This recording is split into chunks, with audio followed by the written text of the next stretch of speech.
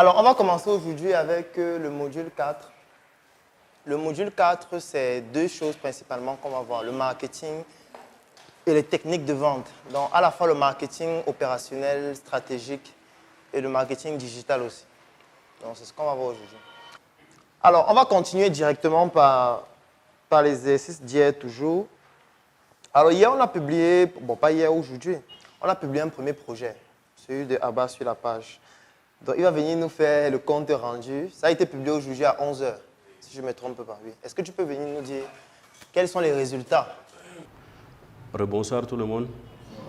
Moi, c'est Abba et comme vous l'avez sûrement constaté, mon projet a été publié ce matin.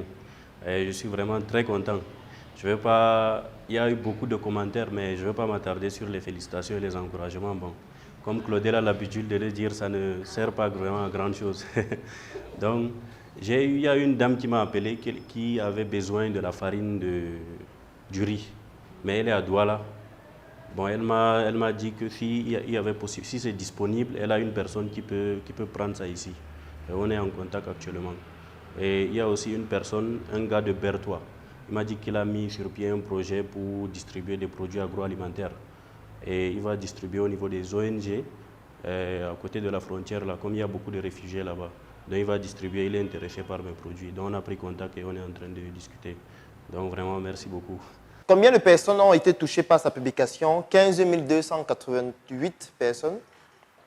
Bon, c'est vrai que vous ne pouvez pas voir ça si vous n'êtes pas administrateur de la page, mais bon, c'est une information que je peux voir très rapidement. Donc, il y a 15 288 personnes qui ont été touchées, ce qui est quand même beaucoup pour une portée organique qui n'est pas sponsorisée et qui ne date que de 5 heures de temps.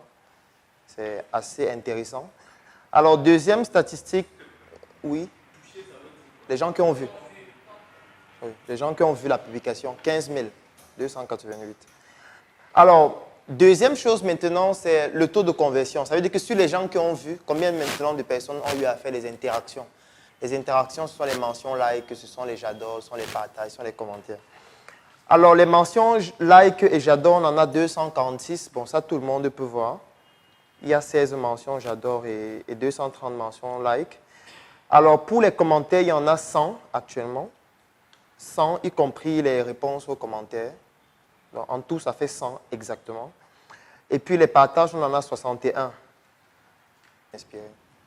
Alors, à partir de l'année prochaine, il y a certains produits qui seront taxés. Je vous prends un exemple. L'hydroquinone sera taxé désormais à 50% de plus que l'année précédente. L'hydroquinone, c'est un actif éclaircissant qu'on utilise en cosmétique. Je prends un autre exemple. Désormais, il y aura la TVA sur toutes les activités en ligne. Oui, tous ceux qui font le marketing en ligne vont payer la TVA. Ça, c'est quelques éléments de la nouvelle loi de finances 2020. On ne peut que soutenir ce type de projet. J'ai envie de dire que c'est des projets condamnés à réussir. Mais ça ne veut pas dire que si je reste dormir à la maison, ça va réussir. Non.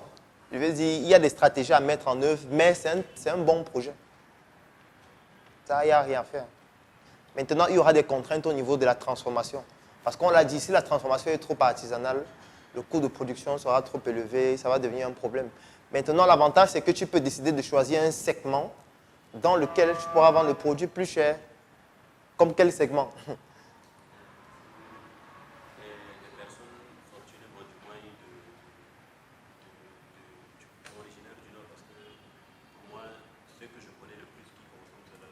Oui. Mais qui d'autre?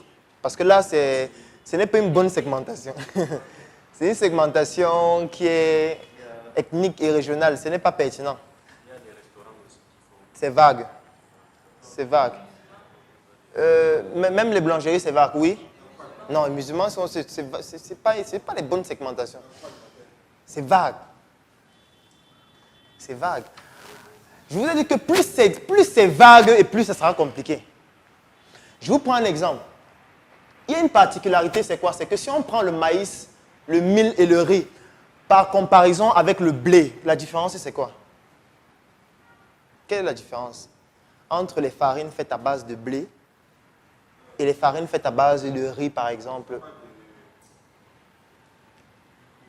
Le gluten. Qu'est-ce qu'on fuit sur le blé, en fait? Qu'est-ce qui rend les gens malades avec le blé? Qu'est-ce qui donne la maladie qu'on appelle la maladie cœliaque? Tout ça, c'est le gluten. On rencontre des enfants tous les jours à l'hôpital qui sont allergiques au gluten, qui font des infections tout le temps parce qu'eux, ils sont allergiques au gluten. Et ça touche même plus les Africains noirs. Donc, tu peux décider de choisir le segment des personnes allergiques au gluten.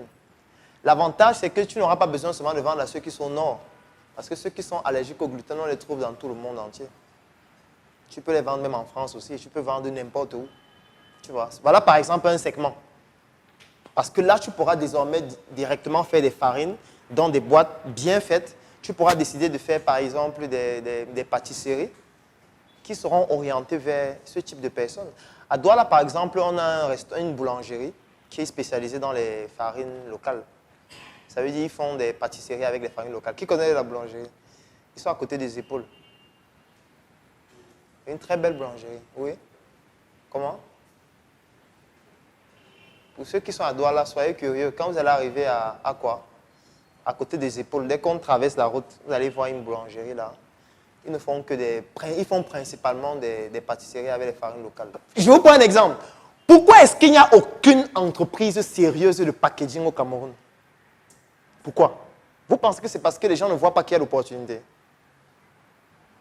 Vous pensez vraiment? C'est parce qu'ils ne veulent pas. Ils ne veulent pas que les producteurs locaux deviennent compétitifs. Parce que si on met une usine de packaging ici au Cameroun compétitive, les produits étrangers ne vont plus entrer au Cameroun. C'est fini. Parce que nos produits sont meilleurs que les leurs. Le seul problème qu'on a, c'est sur la valeur perçue. C'est parce qu'on n'a pas de packaging. Ce qui fait qu'eux, ils ne font que les packaging pour eux. Et pour nous, ils font les choses stupides, qui ne ressemblent à rien et qui sont la même chose. Ce qui fait que vous allez voir les producteurs locaux qui tous ont le même packaging. Ils ont les mêmes boîtes. Les mêmes boîtes qui ne ressemblent à rien. Et ils sont contents. Je vais vous prendre un exemple d'une entreprise qui a été obligée de vendre son capital à cause de ces entreprises-là. Est-ce que vous saviez que Musique, c'était une entreprise camerounaise? Musique, la bière. Pardon? Oui, Musique, c'était une entreprise camerounaise, mais aujourd'hui, elle ne l'est plus. Vous savez pourquoi? Parce que celui qui produit les bouteilles, c'est un étranger. Il a le monopole. Et quand il s'est rendu compte que les gens commencent à beaucoup aimer la musique, qu'est-ce qu'il a fait? Quelque chose de simple, on augmente le prix de la bouteille, tout simplement. Ce qui fait que ta bière devient plus chère que les autres bières. Les gens n'achètent plus ta bière et tu commences à faire faillite. Et qu'est-ce qu'ils font après? Ils viennent racheter ton entreprise. C'est ça qu'ils ont fait. Parce qu'ils ont le monopole. C'est de ça qu'il s'agit. Ils ne vont jamais nous montrer les techniques réelles qui peuvent nous permettre d'être compétitifs. Jamais. Dans les livres de marketing, c'est juste pour enseigner à l'école. Dans l'entrepreneuriat, sur le terrain, il y a les techniques que vous n'allez pas trouver dans les livres. Et tout au long de ce qu'on va voir, vous allez vous rendre compte qu'il y a des techniques qu'il n'y a pas dans les livres. Parce que ce sont des techniques qu'eux, ils gardent pour eux. La preuve, voilà le documentaire de Huawei, ils disent qu'il y a des endroits qu'on ne filme pas. Ce n'est pas qu'on touche, hein. Ils refusent même que la caméra filme, même la photo.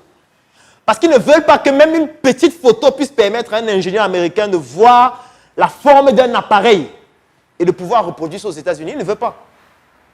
Et vous pensez que l'appareil là, qui refuse qu'on filme là, il va parler de l'appareil là dans un livre.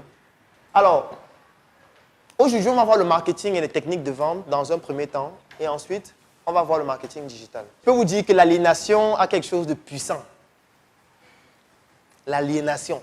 On va le voir dans l'intelligence économique, c'est le module 5. Quand on va parler par exemple de la religion et de l'impact de la religion.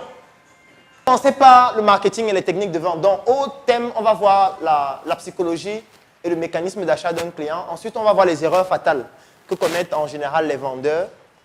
Ça, c'est le deuxième point. Ensuite, on va voir comment conclure la vente. Le point G, marketing. On va voir la guérilla marketing. Marketing. Point G, marketing. On n'est pas parlé d'autre chose. Alors, le cinquième, on va voir les 3 étapes pour multiplier une vente par 3 en changeant juste l'approche marketing. On va voir l'élaboration d'un plan marketing imparable. Comment est-ce que ça se fait? Dans le 6e point, on va voir les 10 techniques imparables pour conclure une vente. Et on va terminer par la route de la fortune. Ça, c'est concernant le point 1, c'est-à-dire le marketing et les techniques de vente. Ensuite, on va parler du marketing digital. Alors, comme toujours, ce support est dans les supports que vous avez. Donc, ce n'est pas nécessaire d'écrire tout ce qui est sur le tableau. Vous avez ça dans les liens là. Alors, on va commencer par la psychologie et le mécanisme d'achat du client. Le problème qu'on a souvent, c'est que nous voulons faire le contraire. Ça veut dire que lorsqu'on a un produit et un service, on voudrait montrer les caractéristiques du produit et du service au prospect pour que ce soit les caractéristiques-là qui puissent le convaincre. Ça ne marche pas comme ça. Pour qu'un client achète, il faut qu'il comprenne que vous l'avez compris. Sinon, il n'achète pas. Le du client, c'est donc ça que j'explique. En fait, le client achète lorsqu'il comprend qu'il a été compris, tout simplement. Ce n'est pas en présentant les caractéristiques de votre produit, les caractéristiques de votre service, en montrant que ça coûte moins cher, en montrant que c'est l'écologie, en montrant que vous protégez l'environnement. Ce n'est pas ça. Parce que vous ne savez pas ce que lui, il en pense. Lui, il s'en fout. Peut-être lui, il a un besoin bien spécifique et il a besoin de savoir que vous êtes en train de pouvoir combler ce besoin-là avec votre produit et votre service. Si ça ne le fait pas, il n'achète pas. Alors ici, je vous présente donc les trois parties du cerveau dont je parlais tout à l'heure, le cerveau reptilien, le cerveau limbique et le néocortex. Alors ici, sur cette image, vous avez une explication encore plus approfondie. Donc comme je le disais, le cerveau reptilien, c'est la partie du cerveau qui gère les fonctions automatiques, comme par exemple le battement du cœur, comme la respiration. Et c'est une partie du cerveau que vous ne contrôlez pas. Vous ne pouvez pas décider que votre cœur arrête de battre, par exemple. Ça, vous ne le contrôlez pas. Et une autre particularité avec le cerveau reptilien, c'est que chaque fois qu'il y a un stimuli, la réponse est toujours la même. Si je prends par exemple l'aiguille et je te pique l'aiguille par exemple sur le bras, tu vas toujours réagir de la même façon. Tu vas toujours réagir de la même façon. Ça, c'est la particularité avec cette partie du cerveau. La deuxième partie, ou alors plutôt le deuxième type de cerveau, c'est ce qu'on appelle le cerveau limbique. Et c'est celui-ci qui est extrêmement important à retenir parce que c'est celui-ci qui comporte trois éléments qu'on va utiliser pour pouvoir convaincre un client. Ça veut dire la mémoire, les émotions et la prise de décision. Ces trois éléments-là se trouvent dans la partie du cerveau qui s'appelle le cerveau limbique. C'est la raison pour laquelle, pour pousser facilement un client à prendre une décision, il faut utiliser les émotions. Et on va donc voir les émotions tout à l'heure. Alors, comme je l'ai expliqué avec la vidéo de tout à l'heure, le client achète lorsqu'il a été compris. Donc, la première question que vous devez vous poser quand vous êtes face à un prospect, parce qu'on parle de client lorsqu'il a déjà acheté. Quand vous êtes face à un prospect, la question que vous devez vous poser, c'est qu'est-ce que le client veut? Qu'est-ce qu'il veut? Quel est l'objectif qu'il veut atteindre? Quel est le problème qu'il a? Et quel est l'objectif qu'il veut atteindre? Est-ce que le produit ou le service que je suis en train de proposer lui permet d'atteindre cet objectif-là? C'est la question que vous devez vous poser. Ne venez pas juste commencer à présenter votre produit, présenter le service, présenter les caractéristiques, sans essayer de savoir au préalable qu'est-ce qu'il veut. Sinon, vous allez vous retrouver toujours à côté de la plaque. Ça, c'est la première chose. Ici, vous avez ce que j'appelle la roue des émotions. C'est une roue dans laquelle vous avez les principales émotions, ce qu'on appelle les émotions primaires et les émotions composées. Les émotions primaires, on a par exemple la peur, on a par exemple la colère, on a par exemple la joie. Les émotions composées, c'est des associations de plusieurs émotions. Il est extrêmement important d'utiliser les émotions. Et comme je le disais la dernière fois, il y a deux émotions qui fonctionnent mieux que toutes les autres. Il y a la colère, il y a la peur. Je vais prendre des exemples tout à l'heure de chacune de ces émotions-là pour que vous puissiez voir à quoi ça ressemble. Dans les supports que vous avez dans le module d'aujourd'hui, vous avez un document qui ne parle que des émotions. Donc ça va vous permettre d'aller en profondeur sur les différentes émotions, voir comment ça se matérialise. Lorsqu'on a vu le module sur la prise de parole en public, je vous ai donné un document de plus de 1000 pages qui parlait du langage non verbal. Et dans ce document, vous avez par exemple des images lorsque quelqu'un est en colère, comment est-ce que son visage se matérialise au niveau de ses bras, au niveau de son langage non verbal. Il est extrêmement important de comprendre ça. Parce que quand vous êtes en train de discuter avec un client, il faut pouvoir identifier quelle est l'émotion qu'il est en train de manifester à travers son langage non verbal. Ça va vous permettre de savoir si vous devez continuer ou s'il faut stopper ou emprunter une autre stratégie. Donc ça, c'est la roue des émotions. Alors, au niveau du mécanisme d'achat, c'est une image qu'on a eu à utiliser hier pour les solutions, mais je reviens avec cette même image. Ce sont les 5 étapes du mécanisme d'achat. Ça découle un peu de l'équation entrepreneuriale, mais je la complète ici. Alors, la première chose, c'est de reconnaître le problème. Je ne vais pas revenir dessus. On a vu que l'équation entrepreneuriale commence par un problème qu'il faut identifier. Ensuite, quelles sont les solutions? Quand je mets rechercher les solutions, c'est parce qu'il peut y avoir plusieurs solutions à un même problème. Et on a donc vu qu'il fallait chercher la solution la plus efficiente, avec la solution qui nous permet de dépenser le moins de ressources pour arriver au même résultat. ou au même objectif. Donc, quand je mets rechercher les solutions, ce n'est pas parce que vous avez trouvé une solution que c'est forcément ça qu'il faut toujours utiliser. Il faut toujours se poser la question, comment faire pour avoir une solution la plus optimale qui me permet de dépenser le moins d'argent possible. Alors, la troisième chose, c'est d'évaluer les options. En fait, c'est cette évaluation qui vous permet de trouver donc quelle est la plus efficiente. Quatrième chose, c'est la décision et l'acte d'achat. Et surtout, un élément d'extrêmement important, comme j'aime toujours le dire, la vente commence après l'achat. La vente commence après l'achat. Parce qu'il y a des gens qui pensent souvent que dès que le client a acheté, c'est fini. C'est quand le client a acheté qu'en fait la vente doit commencer. C'est à ce moment que la relation doit se créer avec le client. C'est à ce moment que vous devez pouvoir proposer d'autres types de produits, d'autres types de services complémentaires. Et faire en sorte que le client reste un client fidèle. C'est extrêmement important. Et je vais vous expliquer pourquoi. Je vais prendre un cas de figure. Je vais dessiner ce que je vais symboliser comme étant un vase. C'est un vase dans lequel je vais expressément mettre des ouvertures. Donc, je vais mettre des ouvertures, des ouvertures, des ouvertures, des ouvertures, des ouvertures, des ouvertures. Supposons que ça, c'est votre entreprise. Votre entreprise est donc comme une passoire. Ça veut dire avec plusieurs ouvertures. Alors, qu'est-ce que vous faites? Vous avez un produit ou un service. Vous avez un produit ou un service. Et voici les prospects qui sont là. Les prospects ne sont pas encore entrés dans votre entreprise, donc ils ne connaissent même pas le produit ou le service que vous avez. Donc la première chose que vous allez faire, c'est quoi? C'est de communiquer pour que les gens puissent être au courant de votre produit et de votre service. Pour communiquer, qu'est-ce que vous faites? Vous utilisez plusieurs types de moyens de communication pour communiquer. J'appelle ça comme. Ça peut être des moyens directs, des moyens indirects, comme ce qu'on a vu hier. Vous communiquez.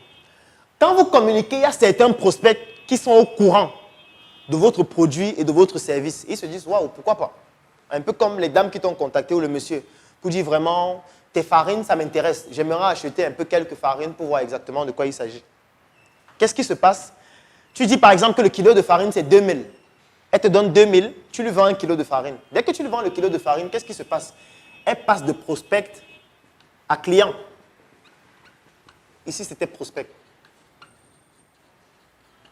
Elle passe de prospect à client. Mais le problème qui se pose, c'est que ton entreprise est comme une passoire. Et que quand le client entre dans ton entreprise, il ressort. Quand le client entre dans ton entreprise, il ressort. Quand le client entre dans ton entreprise, il ressort. Et vous savez la conséquence que ça va entraîner? La conséquence que ça va entraîner, c'est que vous serez toujours obligé de communiquer un peu plus pour qu'il y ait de nouveaux clients. Parce que, étant donné que les clients qui entrent ressortent par la passoire, ça veut dire qu'à un moment donné, vous n'aurez plus de clients. Donc, pour avoir encore un autre chiffre d'affaires, il va falloir augmenter la com. Et ça va être sans fin. C'est-à-dire que tout le temps, vous serez en train d'augmenter le budget de com, augmenter le budget de com, augmenter le budget de com, augmenter le budget de com pour avoir les nouveaux clients.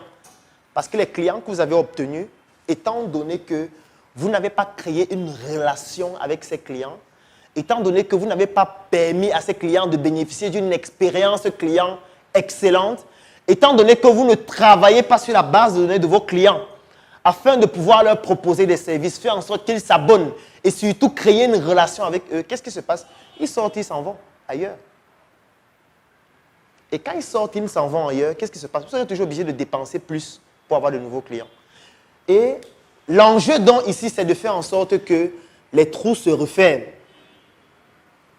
Et pour que les trous se referment, il y a deux éléments. Le premier élément, c'est l'expérience client. Et le deuxième élément, c'est la relation client. En fait, l'expérience client, ce sont les émotions que vous êtes capable de susciter chez un client lorsqu'il est en train d'effectuer un acte d'achat. Je vais prendre un exemple. Il y a une dame qui n'est pas loin de chez moi qui fait des transactions Orange et Mobile Money. Un jour, je me rends chez elle. Je lui dis, OK, je voudrais que tu m'effectues un dépôt de 100 000 francs dans mon numéro. Elle me demande votre nom, je lui donne mon nom. Votre numéro, je lui donne mon numéro. Je lui donne les 100 000. Elle m'effectue le dépôt. Ensuite, je m'en vais. 2 jours plus tard, je reviens chez elle. Je lui dis que je veux un dépôt de 75 000. Elle me dit votre nom, je lui donne mon nom. Votre numéro, je lui donne mon numéro. Elle me fait le dépôt. Le lendemain, je reviens chez elle. Je lui dis que maintenant, je veux faire un dépôt de 15 000. Elle me dit votre nom. Je lui dis que la prochaine fois que tu me demandes mon nom, je ne viens plus ici. C'est une mauvaise expérience client. Quelqu'un ne peut pas venir chez toi tout le temps, pour le même service, et tu lui poses à chaque fois les mêmes questions. En fait, ça montre que tu ne prends pas en considération son aventure client chez toi. Et la personne est capable de le percevoir. Il faut tout faire pour créer une expérience client exceptionnelle lorsque quelqu'un achète un produit, surtout pour la première fois. Et que la personne commence à acheter de façon régulière. Ça veut dire qu'il faut maintenant passer à l'étape de la relation. L'expérience, ça peut être aussi quoi? Ça peut être que quand la personne vient pour faire le transfert, tu l'appelles bonjour, tu l'appelles par son nom. Aujourd'hui, je vous fais un dépôt de combien? Parce que tu as déjà eu à analyser ses anciennes transactions. Tu fais qu'en général, quand il vient, c'est pour un dépôt. En général, quand elle vient, c'est pour un dépôt. Je connais déjà son nom, je connais son numéro.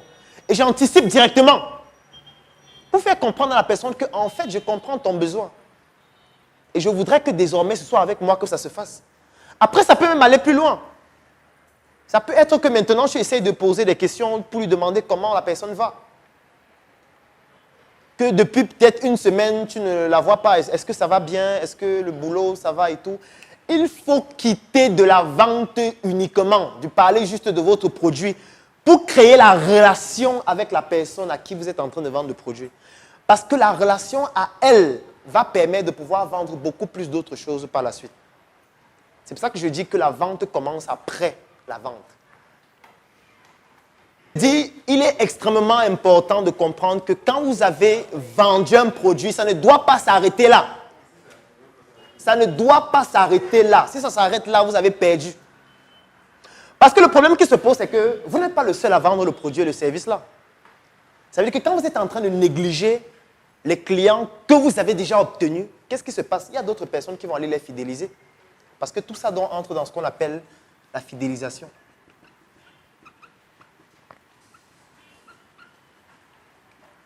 C'est pour ça que vous allez parfois aller au marché, vous voyez un bail Amsterdam qui dit mon fils, c'est comment? Maman va comment? Dernièrement, j'ai appris qu'elle était hospitalisée. Ça va mieux? Vous pensez qu'elle fait ça parce que pour rien? C'est la relation. C'est pour te montrer qu'au-delà du produit que tu es en train de vouloir acheter, je prends en considération même aussi l'état de santé des membres de ta famille. Je m'y intéresse. Si vous avez par exemple un client, par exemple les gens qui ont déjà eu acheté tes montres, il y a combien de femmes qui ont eu acheté tes montres? 200. Parmi les 200, combien sont déjà tombés enceintes? Combien ont des enfants? La date d'anniversaire de leurs enfants. Allez au-delà du juste le produit que vous vendez. Parce que si vous réussissez à créer des relations avec des gens, ça va devenir toute autre chose. Vous serez même surpris. Parce que l'avantage, c'est quoi? L'avantage, c'est que quand vous avez fini de fermer les trous, quand un client entre, il ne sort plus. Et qu'il reste maintenant à l'intérieur. Et plus il reste à l'intérieur, qu'est-ce qui va se passer? Il y aura maintenant des clients résiduels. On appelle ça des clients résiduels. C'est les personnes pour lesquelles il n'est plus nécessaire de faire du marketing pour qu'ils achètent ton produit ou ton service. Ils sont déjà là.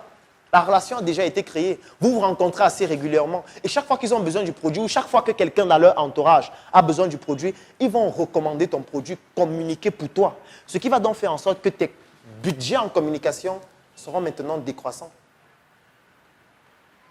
C'est de ça qu'il s'agit. Mais si vous êtes dans un type d'environnement où il faut rechercher tout le temps de nouveaux clients, une valeur. Il n'est pas question d'imposer vos valeurs personnelles aux clients. Ce n'est pas de ça qu'il s'agit. On n'impose pas ses valeurs personnelles aux clients. Ça ne marche pas. Il est question d'identifier quelles sont les valeurs du client. En quoi il croit. Et comment je peux faire pour lui montrer que moi aussi je crois en ça. Pour qu'il achète mon produit. On a pris l'exemple de la Bible hier. Avec les Chinois qui impriment la Bible, mais eux-mêmes, ils ne sont pas dans les débats. S'il y a quelqu'un dans la rue qui se balade avec ça, et vous voulez acheter, il dit 500. Vous faites comment? Il dit qu'il vend un à 500. Il dit que mon frère, tu vends à 500, que c'est quoi? Bon, maintenant on va faire une petite expérience. Alors, je vais prendre ce billet et je vais le mettre à l'intérieur. Maintenant, ça vaut combien? Si toi tu dois vendre ça, tu vas vendre à combien? Avec le billet à l'intérieur. 10 100 francs. Lui, il vend à 15 000. Toi, tu vas à combien? 10 100 francs. Combien? 12 000. Combien? 10 100 francs. Combien? Tu vas vendre à combien si tu dois vendre ça avec le billet? Comment qui saura? C'est toi qui vends. Tu sais qui saura? Tu sais qui a le billet. Combien tu vends? 10 100 francs. En fait, dès qu'on met le billet à l'intérieur, ça devient subjectif. Ça devient subjectif. Parce qu'au début, tout le monde a dit 100 francs. Mais dès que je mets le billet, il y a certains qui disent qu'ils vendent à 20 000. D'autres disent 12 000. D'autres disent 10 100 francs. D'autres disent 11 000. D'autres disent que je ne vends pas. D'autres, j'enlève le billet. D'autres, etc. En fait, c'est une expérience qui permet d'abord de comprendre qu'un produit a deux valeurs. Il y a ce qu'on appelle la valeur perçue.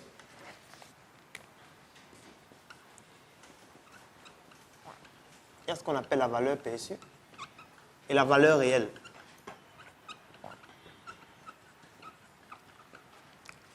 Alors, la valeur réelle, c'est 10 100 francs avec le billet.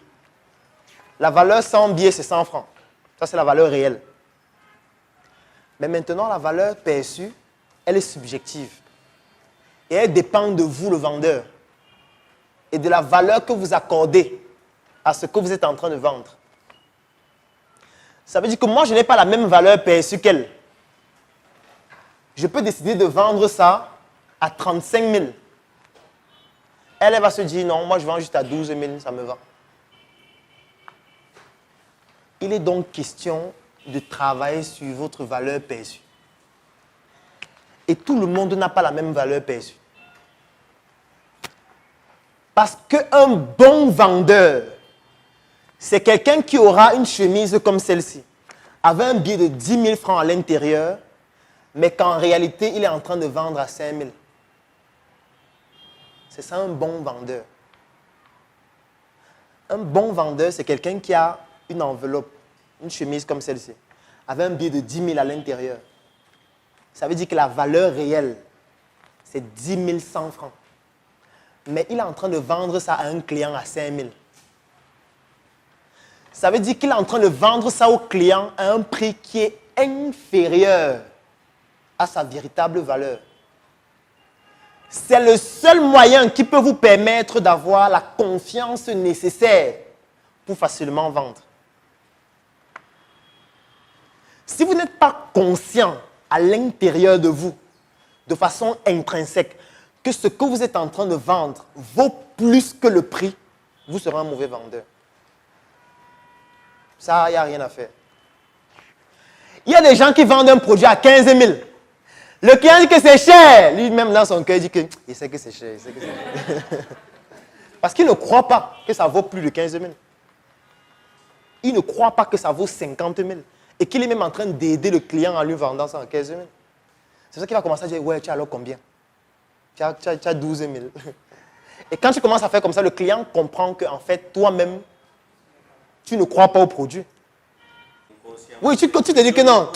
C'est quelqu'un qui n'a pas le même niveau que nous, il n'a pas le même niveau. Moi, je me rappelle une fois, j'ai fait un truc de bizarre avec un monsieur. On arrive dans un supermarché. Et puis, il voulait acheter un produit. J'ai dit que bon, c'est vrai que je n'ai pas envie d'acheter grand, je vais juste acheter les chewing-gums. Il achète son produit. On arrive donc, je choisis 2 chewing-gums. Le prix, ça faisait 9 700. Il me dit que, gars, tu achètes des chewing-gums de 10 000. Je dis que bon, je sais que vraiment la laine, c'est quelque chose qui a beaucoup de signification. Mais depuis le jour là, il m'appelle Monsieur Allen. Oui. Je me dis, waouh, un gars achète des chewing-gums de 10 000. 2 chewing-gums. En fait, l'objectif a déjà été atteint. Parce que c'est quelqu'un que tu as marqué à vie. Il faut parfois acheter des choses que vous n'avez jamais achetées avant. C'est trop important. C'est tellement important. Faites ça même si c'est une fois par an. Il faut le faire. Parce que ça va vous permettre d'augmenter votre valeur perçue. Et quand votre valeur perçue augmente, vous allez commencer à vendre vos produits plus facilement chers. C'est quelque chose d'important. Il y a des gens qui n'ont pas une grande valeur perçue d'eux-mêmes. Parce qu'ils ont grandi dans un environnement où on leur a toujours fait comprendre qu'ils ne valent pas grand-chose. Parce qu'ils voient toujours des choses lointaines. Que non, ça c'est pour les autres. Non, vraiment, aller manger au Socrate, non, c'est trop cher. Non, les jus de fruits, non, c'est cher. Je vais faire pour moi-même à la maison. Les attitudes de pauvres. Ça, c'est les attitudes des pauvres. Comment est-ce que tu vas vendre tes produits et tes services à des prix qui valent réellement leur valeur si toi-même, tu as une valeur perçue de toi-même comme un pauvre? Comment tu vas faire? Il faut que tu augmentes ta valeur perçue. Et pour augmenter ta valeur perçue, il faut parfois que tu achètes des choses qui coûtent cher. Pour que ça te fasse comprendre que non, j'ai une valeur moi aussi. Même si tous les jours tu voyages dans l'OPEP, il faut qu'un jour tu achètes un billet de 10 000. Pour que ça ne te mystifie plus. Pour que ce ne soit plus un mystère pour toi que mes 10 000, il n'y a rien de spécial. Je peux aussi acheter un billet à 10 000. Même si tu vas acheter ça une fois par an. Mais au moins, c'est une barrière que tu viens de franchir qui augmente ta valeur perçue. Et vous ne pouvez pas vendre une valeur perçue si vous-même, vous n'avez pas une grande valeur perçue de votre propre personne. C'est extrêmement important. La formation qu'on est en train de faire ici, elle vaut réellement 250 000. Je pense que tu le sais. Donc, je me rappelle une fois qu'on faisait une messe entrepreneuriale, je pense que c'était la dernière messe entrepreneuriale, il y a une personne qui était là, il était souvent là, mais il n'est plus là, qui me dit, voilà Claudel, vraiment, ta formation là m'intéresse, comme tu as mis à 10 000 là, ça m'intéresse, mais je veux que tu fasses venir quelqu'un devant, qui a déjà fait ça. Et il va un peu nous faire un témoignage, il nous présente son produit pour que je vois si vraiment ça marche. Je lui ai dit que si tu as besoin que quelqu'un fasse ça, tu dégages avec ton argent. Je ne sais pas si tu vois la logique. Je n'ai pas besoin de ton argent. Je sais ce que ça vaut. Si tu as besoin que quelqu'un vienne devant témoigner pour que ça te convainque de payer 10 000, pourtant je sais que ça vaut 250, tu dégages avec ton argent. Je n'ai pas besoin de te convaincre. Tu ne fais pas partie de ma cible. C'est de ça qu'il s'agit. Mais si j'avais dans ma tête que ça vaut 5 000, je dis que ouais, est-ce qu'il n'y a pas quelqu'un qui peut venir témoigner là? Venez témoigner les gars, venez. Alors, quelles sont les 20 erreurs à ne pas commettre lorsqu'on se lance dans un acte de vente? La première erreur, c'est de ne pas aimer la vente. Je pense que ça va de soi. Si vous n'aimez pas vendre, vous serez un mauvais vendeur. Il est impossible d'être excellent si vous ne synchronisez pas votre passion et le travail que vous faites. Un bon vendeur, c'est quelqu'un qui aime vendre.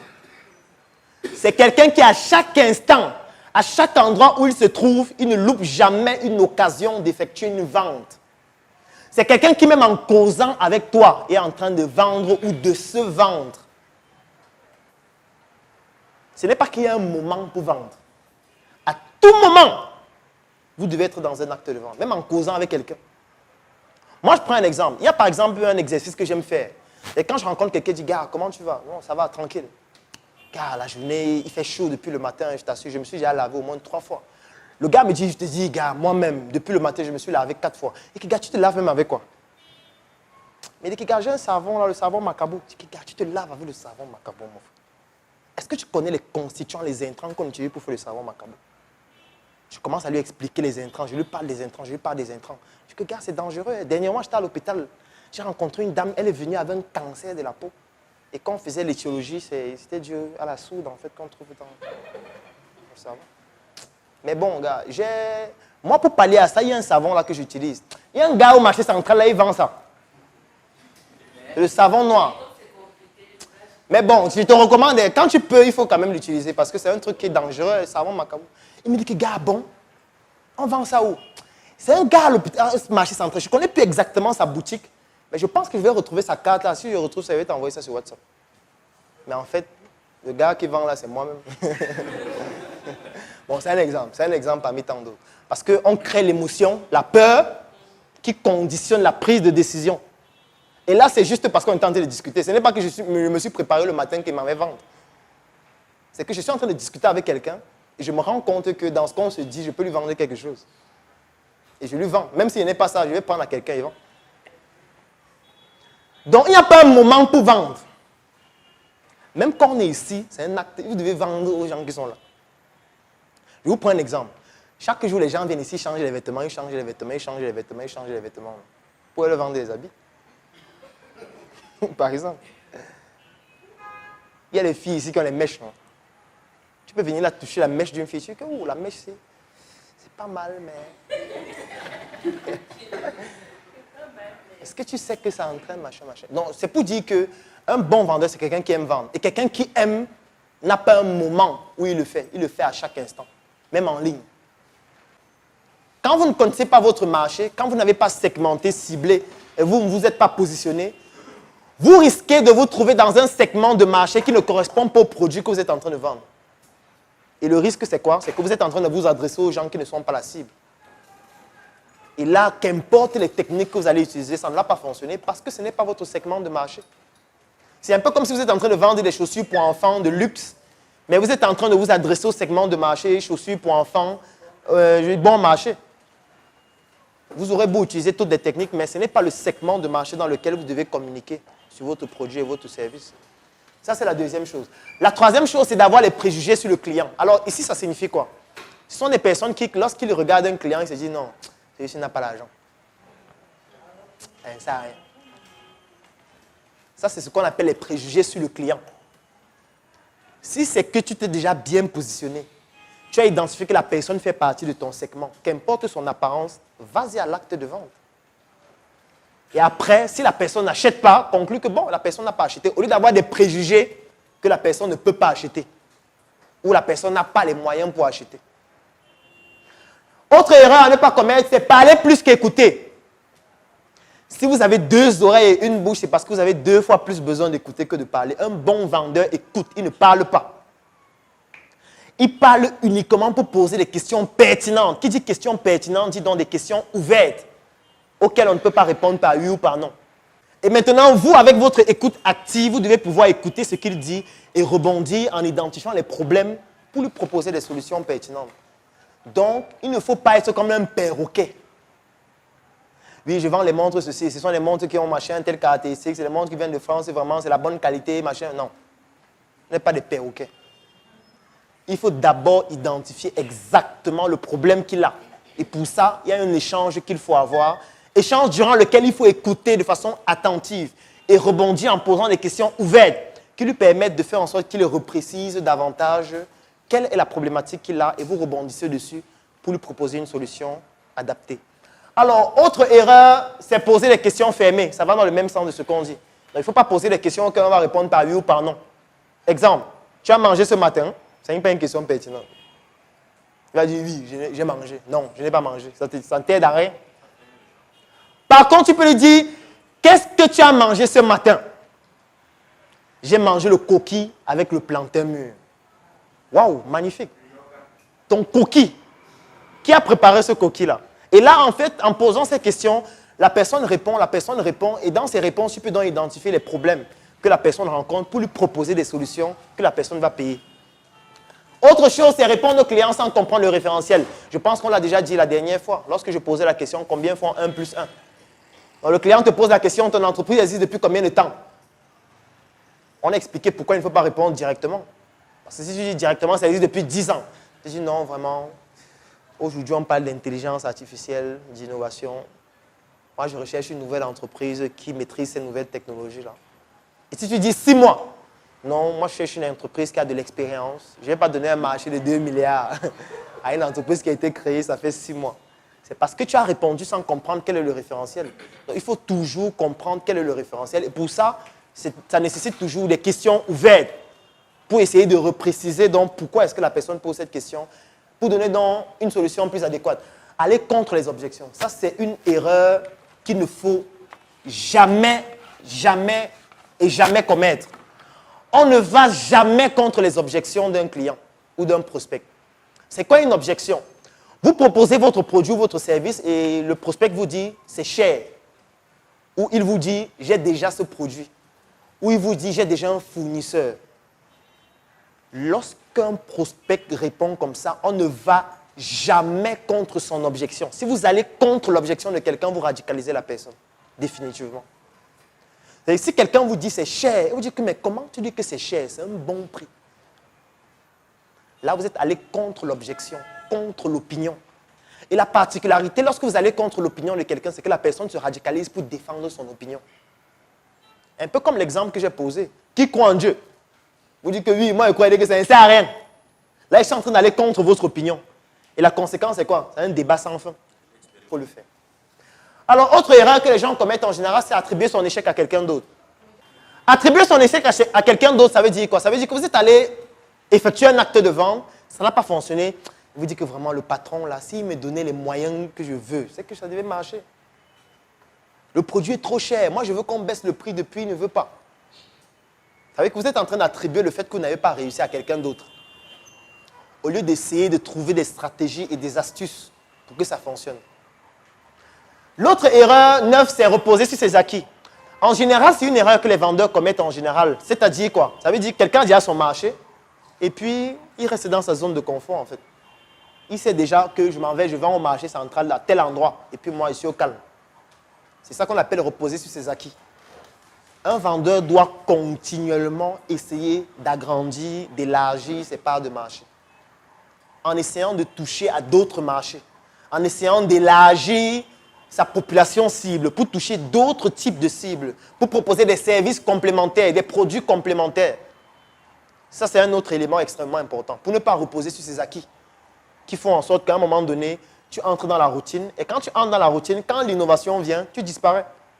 Parce que tu ne t'es pas adapté à pouvoir avoir une flexibilité intellectuelle qui te permet de pouvoir donc innover régulièrement. Autre chose, c'est arriver en retard à un rendez-vous. Je pense que je ne vais pas débattre dessus. Si vous avez un rendez-vous d'affaires, on n'arrive pas en retard. Et si vous avez des contraintes qui vous empêchent d'arriver à l'heure, il faut prévenir juste avant. Et expliquer pourquoi est-ce que vous ne pouvez pas arriver en retard pour telle raison, telle raison, telle raison. Et ça ne doit pas se répéter plusieurs fois. Parce qu'après, ça montre votre manque de sérieux. Autre erreur, c'est promettre, ne pas tenir. Ça, c'est une erreur que la plupart des vendeurs commettent. Ça veut dire quoi? Monsieur, dès que vous allez acheter ce produit, en 2 semaines, vous allez perdre 16 kilos. Erreur, ne pas connaître son client. Ça, on l'a déjà vu hier. Ça veut dire, lorsqu'on a fini de segmenter, on a ciblé, on a identifié un segment, on a maintenant toutes les caractéristiques de ses clients. Si vous n'avez pas ces caractéristiques-là, ce sera difficile pour vous de vendre. Ou est-ce que vous vous retrouvez devant des personnes à qui vous êtes en train de proposer votre produit et votre service alors qu'en réalité, ce n'est pas la cible. Autre élément important, ne pas relancer le client. Ça, c'est un peu ce que j'expliquais tout à l'heure avec la relation client. Ça veut dire quand vous avez déjà eu un client, il faut créer la relation. Il faut entretenir la relation parce que c'est de cette relation que beaucoup d'autres échanges économiques vont se faire plus facilement. Autre erreur, se tromper de décideur. Là, on l'a vu hier avec le téléphone arabe. Ça veut dire, lorsque vous allez dans une discussion ou alors dans une communication directe, il faut tout faire pour discuter avec le décideur directement, même si ça va prendre du temps. Parce que si vous ne discutez pas directement avec le décideur, le téléphone arabe va jouer en votre défaveur. Et que la personne qui va communiquer pour vous au décideur risque de donner une information qui ne correspond pas exactement à ce que vous avez eu à transmettre. Autre erreur, c'est poumonner sur les prospects et ignorer les influenceurs. On a pris l'exemple hier avec celui qui doit vendre, par exemple, des produits pour les diabétiques dans un centre en identifiant d'abord le décideur, au lieu d'aller rencontrer individuellement les prospects, parce que ça fait perdre du temps. Et au lieu d'aller rencontrer diabétique par diabétique, diabétique par diabétique pour leur vendre le glucomètre, ou alors pour leur vendre les bandelettes, ou alors pour leur vendre un produit, comme une boisson diététique, c'est mieux de rencontrer quelqu'un qui a une influence sur eux et qui va donc recommander ça directement. Parce que ça vous époumonne moins que d'aller rencontrer individuellement une personne, une après une. 17e erreur, c'est chercher à tout prix à réaliser une vente, tout de suite ou maintenant. Qui peut me donner la différence entre le marketing et la vente? Quelle est la différence entre le marketing et la vente? Qui a une idée? Oui? D'accord. En fait, pour résumer, ce que vous avez déjà très bien dit, c'est ça. Le marketing, c'est toutes les techniques que vous utilisez pour faire venir les gens à vous. C'est tout. toutes les techniques que vous utilisez pour faire venir les gens à vous. Donc le marketing n'a pas forcément un objectif de vente. Le marketing n'a pas forcément un objectif pour vendre quelque chose, un produit ou un service. Par contre, la vente est la conséquence en fait du marketing. Je prends un exemple. Je peux décider d'organiser une conférence gratuite. Pour ça, je parle de la conférence. Je ne suis pas en train de vendre un produit. C'est la conférence où on va parler de quelque chose, par exemple, de l'économie du Cameroun. On va parler de la crise des devises. C'est une conférence qui est ouverte au public. Donc, quand on dit marketing, il faut trouver toutes les techniques qui permettent de faire que les gens viennent à vous. Mais ils ne sont pas obligés d'acheter maintenant. Je peux faire que les gens viennent à moi, mais je ne leur propose même pas de produit ou de service. Mais je répète l'opération plusieurs fois. Plusieurs fois. Parce que l'objectif, c'est de créer, par exemple, un capital sympathie. L'objectif, c'est de créer la relation. L'objectif, c'est de leur faire comprendre que désormais, voilà, il y a un rituel où on va se rencontrer peut-être une fois par mois, où on va discuter de telle thématique, telle thématique, telle thématique. Et lorsque j'ai déjà instauré ça, et lorsque j'ai déjà fait venir ces personnes à moi, ça devient plus facile pendant ces événements de leur vendre des produits et des services. Donc, c'est la raison pour laquelle ici, je disais, le marketing n'est pas obligatoirement, ça ne doit pas forcément se conclure par une vente directement. Donc, ce n'est pas parce que vous êtes en train de discuter avec quelqu'un que vous devez forcément vendre avant que vous ne vous sépariez.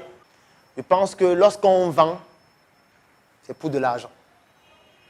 Je sais qu'il y a des gens qui vendent pour se vendre eux-mêmes, pour vendre leur image, pour vendre la perception qu'on a d'eux-mêmes, pour avoir les likes. Ça, c'est autre. Ça, on ne les compte pas. Ils sont à part. C'est l'exception. Mais quand on est en entrepreneuriat, la vente, c'est pour gagner de l'argent. Et cet argent doit être évalué jour par jour, semaine par semaine, mois par mois, dans le but d'améliorer ces techniques et de se fixer des objectifs toujours plus élevés. Parce que ça ne sert à rien de faire un chiffre d'affaires de 10 millions le mois 1, et puis le mois 2, vous ne vous fixez pas un objectif plus élevé. Vous allez toujours rester sur vos acquis. Je tiens à vous préciser que quand vous êtes sur un marché, vous n'êtes pas le seul. Ça veut dire quoi? Vous pouvez décider de venir ici en Vocada, vous ouvrez une boutique. Vous appliquez toutes les techniques qu'on va voir aujourd'hui. Technique de la carotte, technique de la papaye, technique de l'orange. Et quand vous appliquez les techniques là, les clients viennent dans votre boutique. Les clients commencent à venir, vous vendez, vous vendez, vous vendez, vous vendez. Mais ce que vous ne comprenez pas, c'est que plus vous êtes en train de vendre, et plus ceux qui étaient là avant vous vendent de moins en moins. Puisque quand vous êtes installé, il y avait aussi les boutiques qui étaient ici en Vocada. Les gens viennent plus maintenant dans votre boutique parce que vous appliquez bien les techniques. Et vous pensez qu'eux, ils vont se laisser faire. Vous croyez qu'ils vont rester comme ça, dire que non, lui, il vend bien, hein, c'est mieux qu'on laisse continuer. Ils vont tout faire pour vous éliminer, même physiquement, si c'est nécessaire. Donc, l'entrepreneuriat, c'est une forme de guerre. Sauf qu'elle est intellectuelle, sauf qu'elle est stratégique. Et ce n'est pas l'ange Gabriel qui peut vous sauver dans ce genre de guerre-là. C'est une guerre où vous devez vous armer vous-même afin de pouvoir répondre à celui qui est en train de vouloir faire en sorte que votre entreprise n'ait plus de la croissance. C'est pour ça que hier, quand les gens parlaient du sabotage, je disais que c'est normal, c'est de bonne guerre. Parce que pourquoi est-ce que tu veux que les autres qui étaient là avant te laissent faire? Si tu deviens un obstacle pour eux, ils vont utiliser toutes les techniques qu'il faut pour que tu n'avances plus. Parce que tu es en train de devenir un danger pour eux. C'est à toi aussi de trouver tes techniques. Sinon, tu disparais. C'est ça. Alors, on va continuer avec le point G.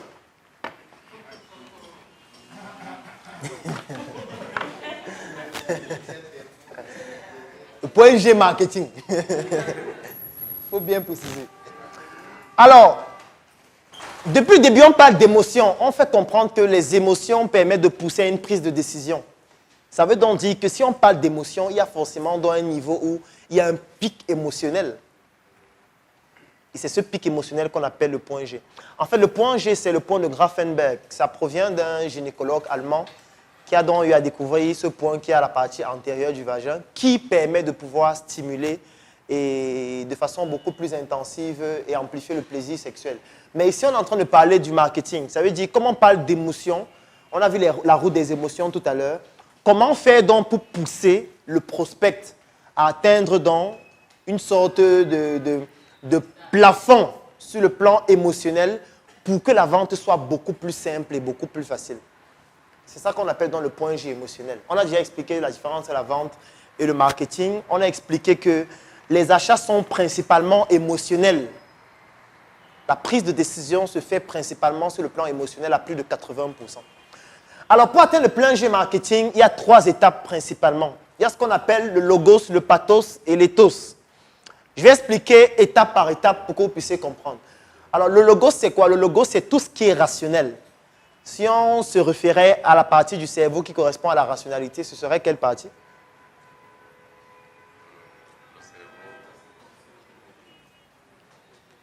Quelle est la partie du cerveau qui s'occupe de la rationalité? Oui, le cortex, le néocortex ou encore le nouveau cerveau. Et si on compare entre le cerveau gauche et droit, c'est le gauche. La rationalité. Donc ici, il est question d'abord, dans un premier temps, d'analyser le besoin du client, comme on l'a vu tout à l'heure. Quels sont les besoins du client? Quelle est la solution que le client attend de mon produit et de mon service? Ça, c'est la première chose. La deuxième chose, les statistiques. Quelles sont les statistiques qui me permettent de pouvoir conforter le client dans le fait que la solution que je suis en train de lui proposer est pertinente et réelle? Et utiliser tous les aspects purement logiques pour un PDF qui doivent permettre de pouvoir arriver à la solution en montrant au client de façon rationnelle que ce qu'on est en train de lui proposer est par exemple la solution la moins coûteuse, est par exemple la solution la plus efficace, ainsi de suite. Ça, c'est la rationalité. Ça, c'est le premier élément. Deuxième élément, c'est maintenant le pathos. Le pathos, ce sont les émotions. Ça veut dire comment est-ce que j'utilise les émotions pour pousser maintenant le client à la prise de décision, comme on l'a vu tout à l'heure. Je vous ai pris les exemples avec l'ACMS et les préservatifs la dernière fois, où on utilisait l'émotion de la peur pour conditionner les personnes à utiliser les préservatifs. J'ai pris l'exemple avec le VIH-Sida, où on utilisait l'émotion de la peur pour conditionner les personnes à utiliser les préservatifs. On a pris l'exemple, je vais prendre un autre exemple aujourd'hui avec la colère, parce que ce qu'il faut savoir, c'est que la colère et la peur sont les 2 émotions qui fonctionnent les mieux. Alors, il y a une entreprise qui a eu à utiliser une émotion de colère dernièrement. Bon, c'est vrai que ça fait quelques années. L'entreprise s'appelle H&M. Alors, qu'est-ce qu'ils ont fait? Ils ont confectionné un pull vert. Et ce pull vert était porté par un tout petit enfant noir. Qu'est-ce qui était écrit sur le pull vert?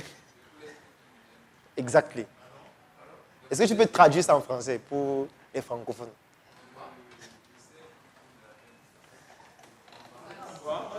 Est-ce que tu peux parler comme un homme?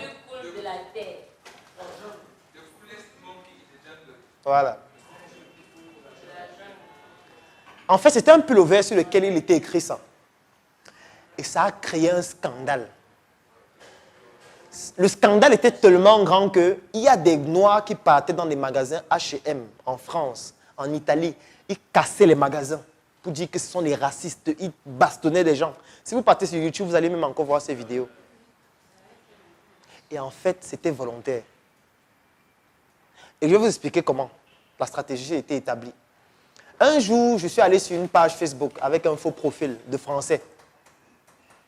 Alors, c'est une page où ce sont les Français principalement. Ça veut dire des Blancs. Ce ne sont pas les Noirs. Un jour, ils ont posté une photo de Château d'Eau. Château d'Eau, c'est l'une des régions de Paris où on a des Noirs, où c'est comme l'Afrique, c'est comme Mokolo. Alors, ils ont posté une photo de Château d'Eau là-bas, comment les Noirs sont en train de vendre les safos au bord de la route, comment ils fuient la police, etc. Les commentaires faisaient froid dans le dos. C'est les gens qui commentaient à visage découvert. Ce n'est pas que c'est les faux profils. Et qu'est-ce que les gars disaient? Que regardez-moi ces nègres. Regardez comment ils salissent notre pays. Si on pouvait les exterminer. Quand je regarde les commentaires, je dis waouh. En fait, c'est les gens qui assument en public qu'eux, ils sont racistes. Eux, ils ne cachent pas. Est-ce que vous savez qu'il y a des gens qui assument qu'ils sont racistes? Et qui seront toujours racistes? L'émotion, c'est dans le pathos. Il faut donc utiliser les émotions de façon judicieuse afin de pouvoir toucher votre cible et faire en sorte qu'il passe à l'acte d'achat directement. Et l'étau, c'est l'image que vous projetez. C'est un peu comme la valeur perçue. Si c'était un produit, on aurait dit que c'est le packaging. Si c'est quelqu'un qui prend la parole en public, on aurait dit que c'est son accoutrement, c'est la forme, comme on a eu à le voir lorsqu'on prenait la parole en public, c'est-à-dire les mots, l'intonation, le langage non verbal, etc. Donc, voilà les 3 éléments qu'il faut pouvoir communier ensemble afin de pouvoir beaucoup plus facilement pousser un client à l'acte d'achat. Ensuite, la guérilla marketing. Guérilla marketing, je vais présenter juste quelques techniques.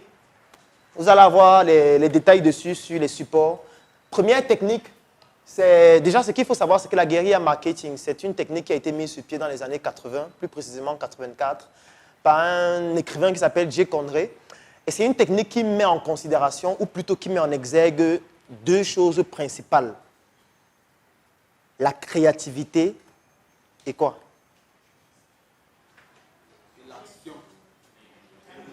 C'est au tableau. Au tableau. D'accord. Alors, quand on dit créativité et ingéniosité, ça veut dire que c'est à vous de créer les techniques de guérilla marketing qui vont vous permettre d'arriver à vos objectifs. En fait, la guérilla marketing, ça veut dire quoi? C'est un type de marketing où on ne demande pas au client ou au prospect. On agit directement, on le met devant les faits accomplis. Et on le contraint à payer. Alors, je vais vous prendre quelques exemples. Premier exemple avec la photographie. J'en ai même fait une chronique. Pour ceux qui suivent mes chroniques, ils ont déjà certainement eu à suivre cette histoire. En fait, j'ai un cousin qui, dans les années 2012, on a décidé de mettre sur pied une stratégie, c'est laquelle? C'était le fait de trouver un segment de marché dans la photographie. Parce qu'il y a des gens qui font les photos dans les mariages, dans les événements, etc. Le segment qu'on a trouvé, c'est la mort. Vous savez que la mort, c'est une opportunité d'affaires. D'accord, ça me rassure. Alors, parce que les gens meurent de plus en plus et c'est bien.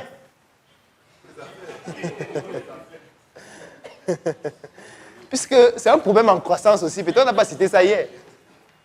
La mort est un problème en croissance. Les gens meurent de plus en plus. Non? Ça veut dire que l'opportunité grandit. Et là, ça ne va jamais s'arrêter, puisqu'on va tous mourir. Est-ce qu'il y a un moment où les gens vont arrêter de mourir?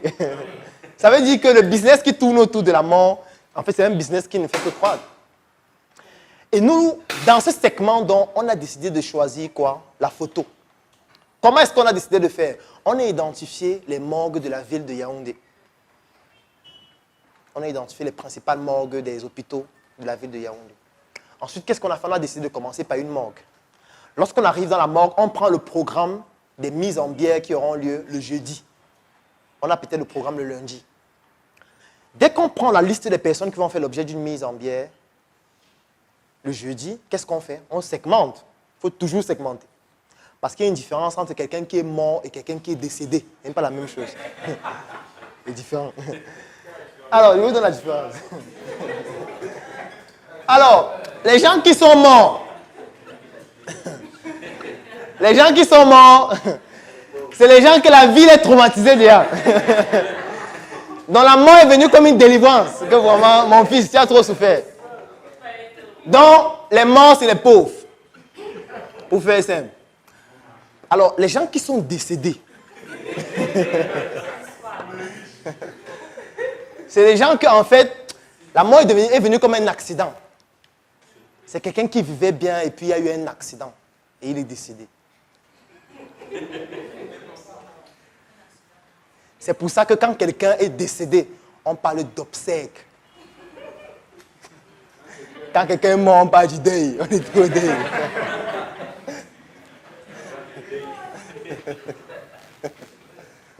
Non, ici c'est les obsèques. Ici c'est le deuil. Alors qu'est-ce que nous on fait? Nous on enlève tous ceux qui sont morts de notre base de données. On conserve seulement ceux qui sont décédés. Alors, comme pour dire que dans ceux qui vont faire l'objet d'une mise en bière, on sélectionne ceux qui ont un statut social et économique plutôt élevé. Alors, qu'est-ce qu'on fait? Quand on arrive dans le jeudi, on arrive avec le matériel. On arrive à la mise en bière, on commence à filmer. On filme la famille, on filme le corps, on accompagne la famille jusqu'à domicile. Pendant toute la veillée, on filme le corps, on suit la famille jusqu'au village. On filme toutes les obsèques, toute la cérémonie des obsèques. On interviewe certains membres marquants de la famille. Et dès que la cérémonie finit, on produit, on filme avec des drones, des appareils photo, etc. On finit donc sur un DVD officiel, avec donc un album photo des obsèques. On va rencontrer les responsables de la famille, on leur propose ça à 100% des cas, ils achètent. Alors que ce n'était pas nous les photographes de l'événement.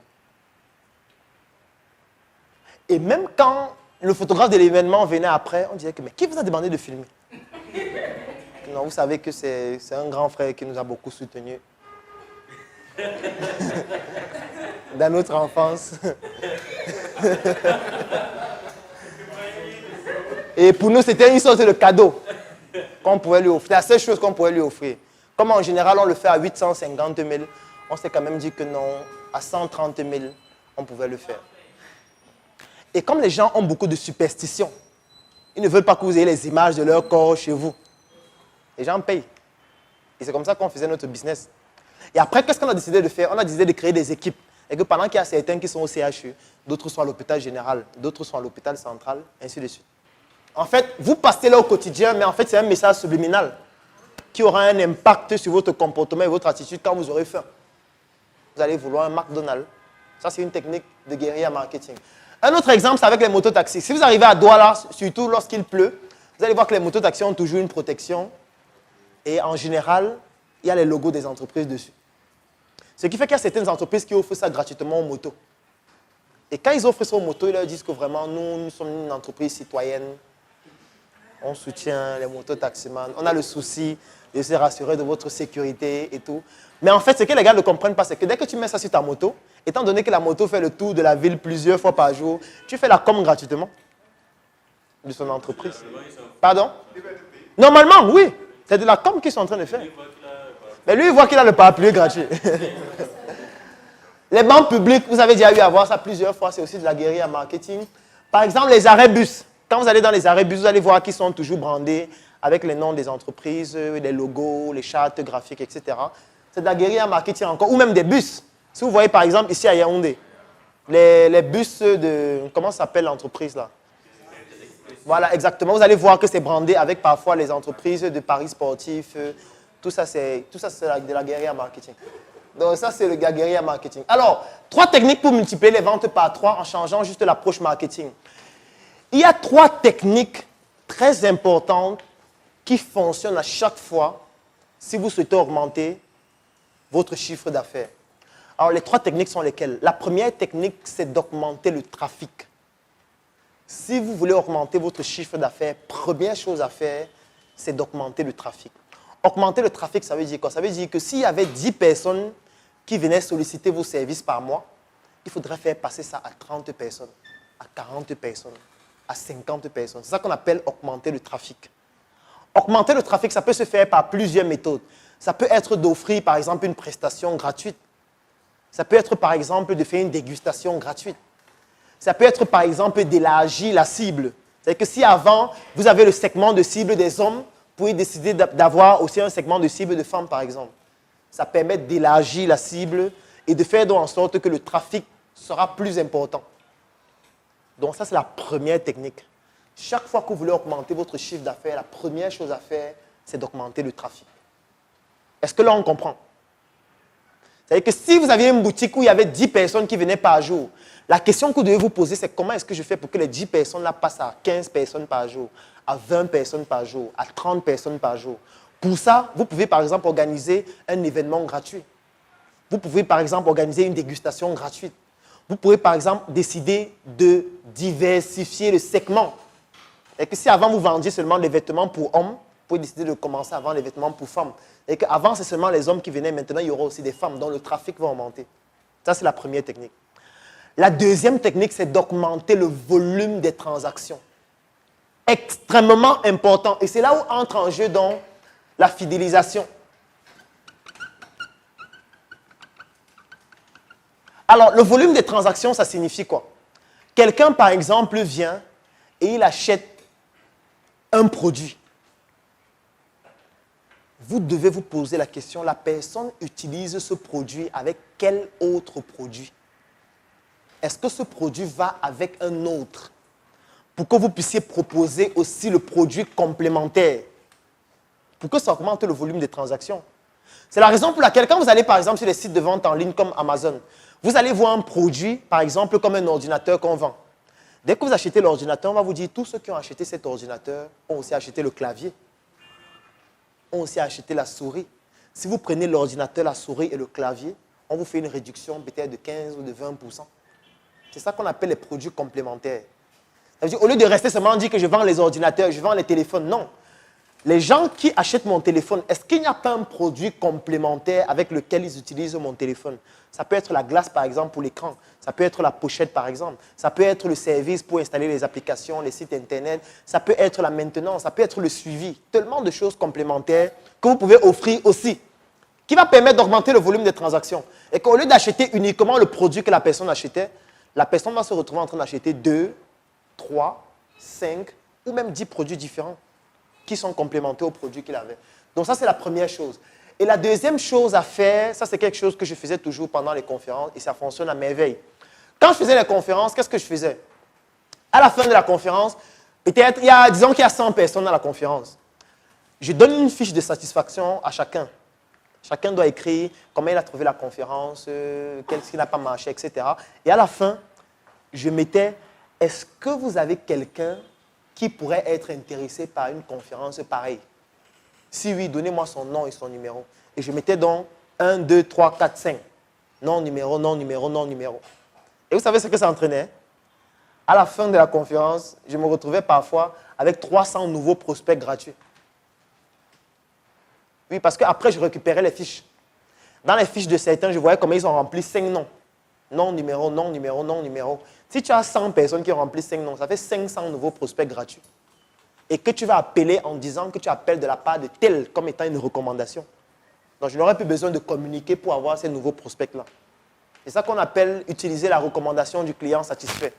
Et que quand un client est déjà satisfait par un produit ou un service, c'est plus facile de faire en sorte qu'il recommande ce produit ou ce service à quelqu'un d'autre.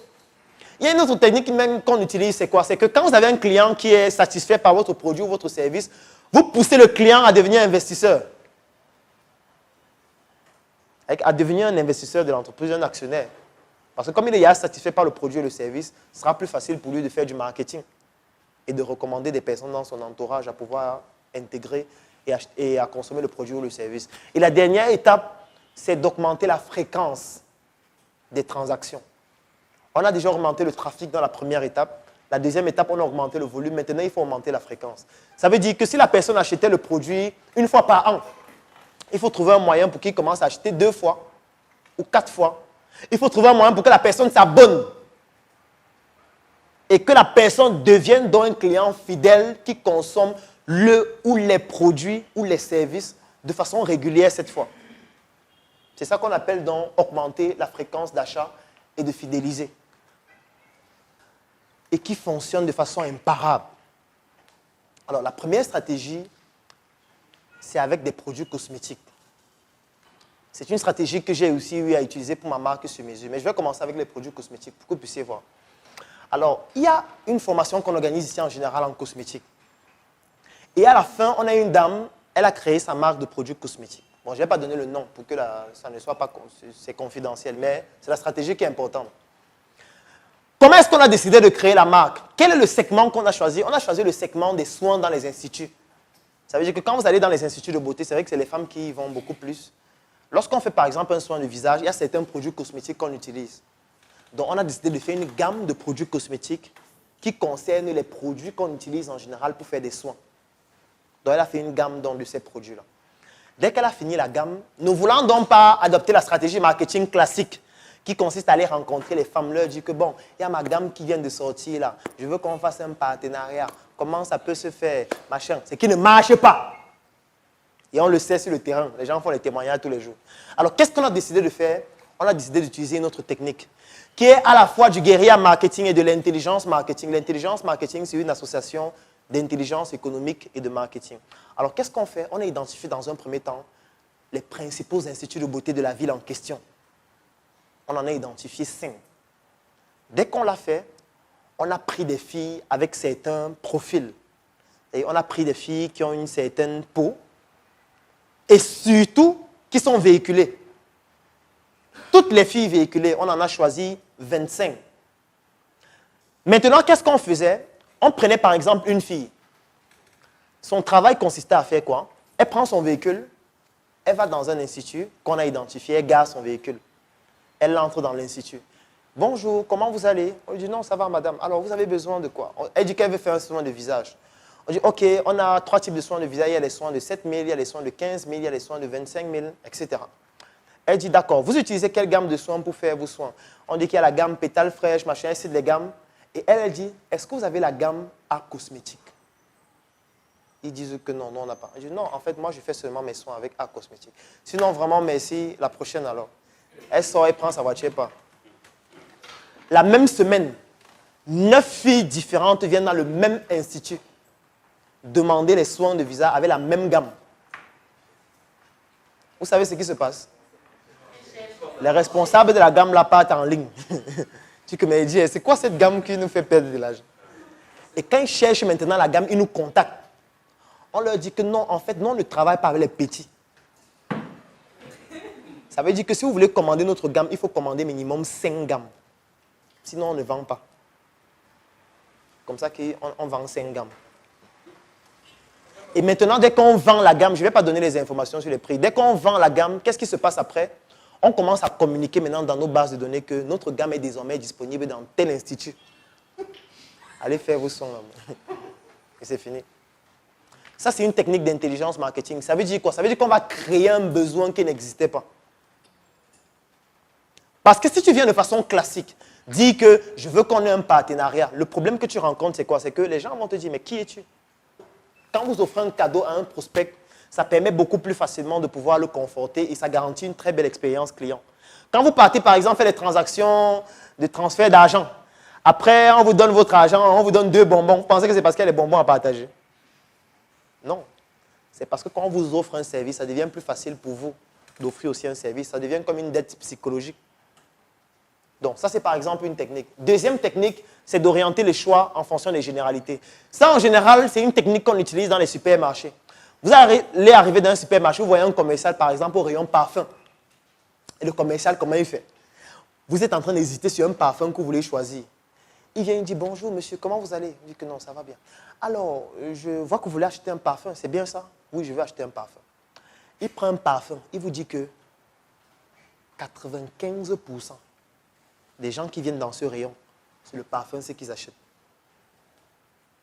C'est vrai que ça coûte trop cher, mais allons sur le parfum que vous voulez acheter ici. Vous voulez combien d'exemplaires?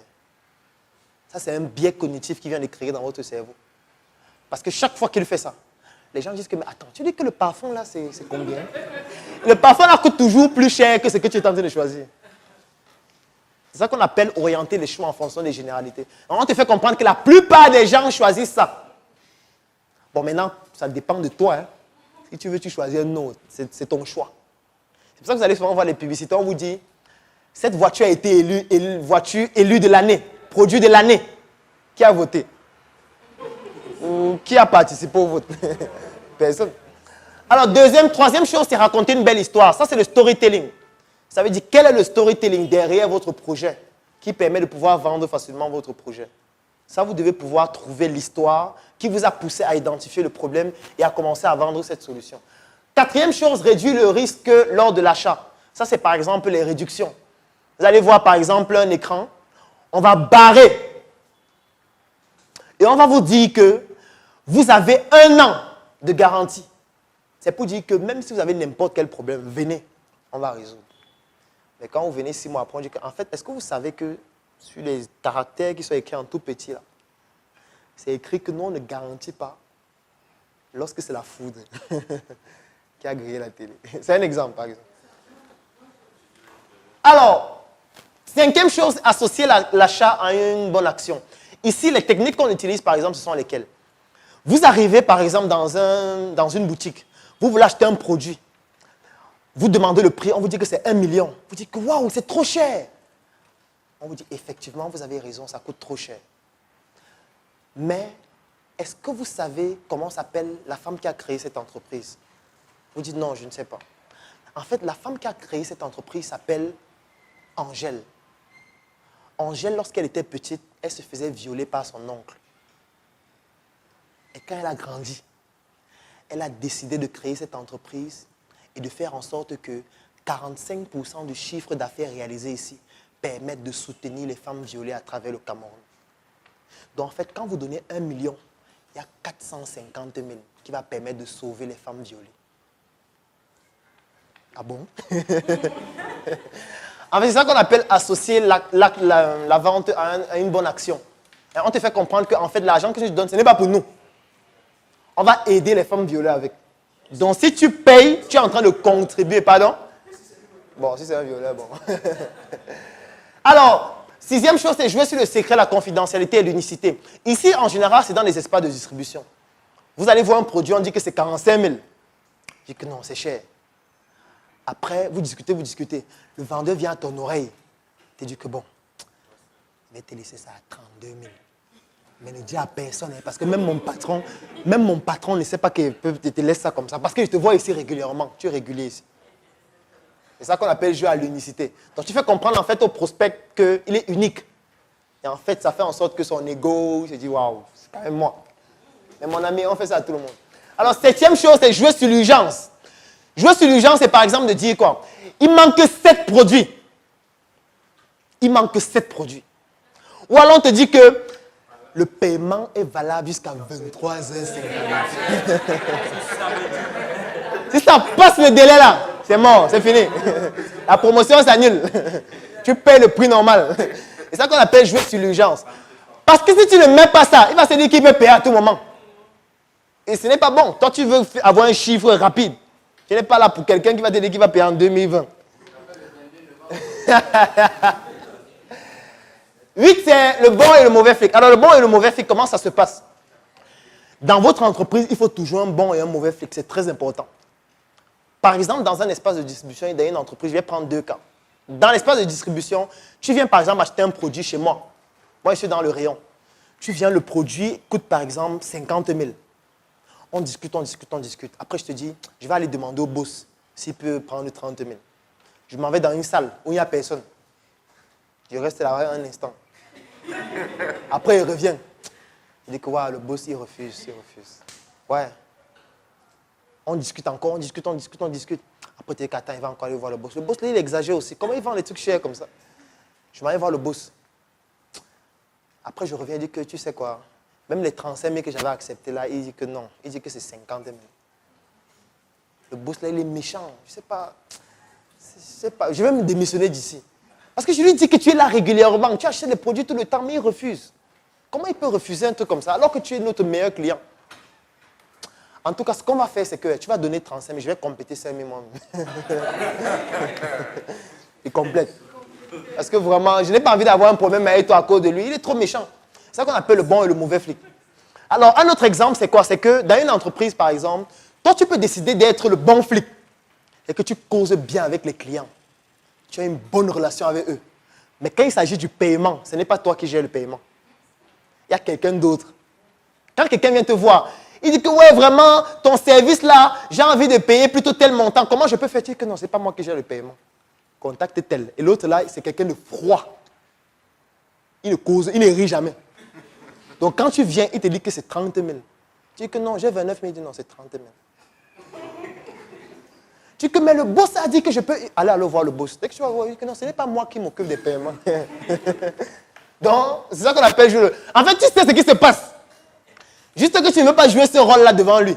Tu lui montres que comment elle te refuse à ce prix-là. Tu sais comment je suis juste... je travaille juste pour eux, en fait. Alors, jouer sur la présentation du prix. Ça, vous avez déjà vu. C'est notamment en décembre, lors des soldes. Vous allez voir un produit, on va mettre 100 000 en bas. En bas, on met 29 000. Le Black Friday. Exactement. Et la dernière chose, c'est connaître le client plus que lui-même. Ça veut dire que plus tu connais le client, plus tu connais ses besoins et plus il sera facile de pouvoir lui proposer un produit qui correspond à ses besoins assez facilement. Donc ça, c'est... Alors, comme autre bonus, c'est vrai qu'on va plus voir ça en intelligence économique. Donc, je ne vais pas trop insister dessus. C'est-à-dire l'audit et le consulting intelligent. Il y a des entreprises d'audit dont leur rôle n'est que de recueillir des données sur des entreprises concurrentes et de vendre ces informations-là aux autres entreprises.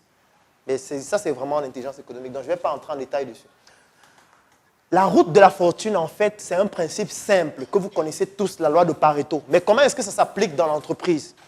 C'est que chaque fois que vous vendez, vous devez évaluer et mesurer. Je prends un exemple avec peut-être ce que Grace a fait tout à l'heure. Mais malheureusement, peut-être aussi une critique que je vais faire, c'est qu'il n'y avait pas de data analysis dans ce qu'elle faisait tout à l'heure.